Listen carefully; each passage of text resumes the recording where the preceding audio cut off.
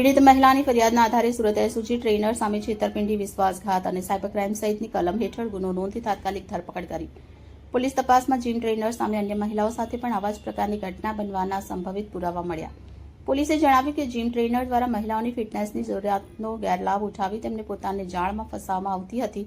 સુરતની મહિલાઓએ જીમ અને ફિટનેસ સેન્ટરમાં કોઈ અંગત નજીકતા વધતા પહેલા સાવધાની રાખવી જોઈએ. 9/3/2026 ના રોજ એસઓજીએ એક જીમ ટ્રેનરો અને સંચાલકોની મિટિંગ લીધેલી અને એ લોકોને વોર્ન કરેલા કે ભાઈ તમે જ્યારે પણ જીમ ટ્રેનર તરીકે કામ કરતા હોય અથવા જીમમાં જતા હોય તો ત્યાં તમારો શિક્ષકનો રોલ હોય છે.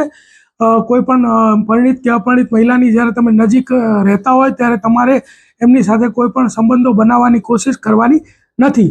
તો આ જે વિડીયો સોશિયલ મીડિયામાં વાયરલ થયેલા અને એને જોઈને એક પરિણીત જે વ્યક્તિ છે એ પોતે જ આવી પરિસ્થિતિમાંથી પસાર થઈ રહ્યો, 7 વર્ષથી તેઓ હેરાન થતા હોય તેઓ અમારો સંપર્ક કરતા એમની જે સ્ટોરી અમે જાણી અને એ બાબતની ગઈકાલે પાલ પોલીસ સ્ટેશનમાં એક ફરિયાદ નોંધાઈ છે.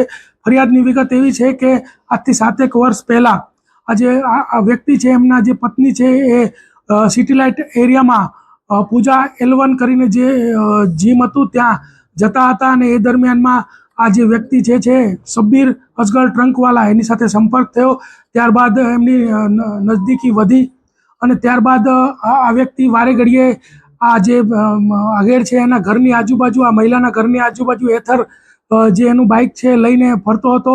અને આજથી 7 મહિના પહેલાં આ વ્યક્તિએ એમ કીધું કે ભાઈ જો તારી પત્નીના વિડીયોઝ, ફોટોઝ પણ મારી પાસે છે અને જો એ વાયરલ ન કરવા હોય તો તારે મને 5 લાખ રૂપિયા આપવા પડશે અને એમ કહીને જતો રહેલો. ત્યારબાદ એ ફરીથી 2.5 મહિના પહેલાં મળેલો ભૂલકા ભવન સ્કૂલ પાસે અને ત્યાં પણ એને જે એની બાઇકની અંદર કાચ રાખેલો એને તોડીને એનો ત્રિકોણ આકારનો કાચનો ટુકડો એના ગળે રાખીને કીધું કે આટલી વાર લાગશે, પેલા પૈસા કેમ નથી આપતો અને તારી પત્નીને તો હું મૂકી જ ને એમ કહીને એની પાસેથી 50,000 રૂપિયા લઈ લીધેલા. આ વ્યક્તિ ખૂબ જ ડરી ગયેલો અને એ કંઈ બોલી પણ નહોતો શકતો. અને ત્યારબાદ જ્યારે આ મિટિંગ થઈ અને સોશિયલ મીડિયામાં જે મીડિયા મિત્રોએ અવેરનેસ ફેલાવી અને જોઈ અને આ વ્યક્તિ અમારા સંપર્કમાં આવ્યો અને 308(5)ની 10 વર્ષની સજાનો ગુનો જે છે આ શબ્બીર અસગર ટ્રંકવાલા વિરુદ્ધમાં દાખલ કરવામાં આવ્યો છે.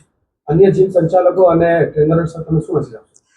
અન્ય જીમ સંચાલકો અને ટ્રેનરોને અગાઉ પણ અમે વોર્નિંગ આપેલી હતી અને હજી પણ અમે વોર્નિંગ આપીએ છીએ કે તમે શિક્ષક તરીકેનો તમારો રોલ છે એ જ નિભાવો. તમે તમારા કોડ ઓફ કન્ડક્ટમાં જ એવું છે કે તમારે કોઈ પણ વ્યક્તિ જે જીમ કરવા આવે છે એની સાથે કોઈ પણ પર્સનલ રિલેશન કે પર્સનલ મેસેજીસ આપણે કરવાના, સંબંધો રાખવાના નથી.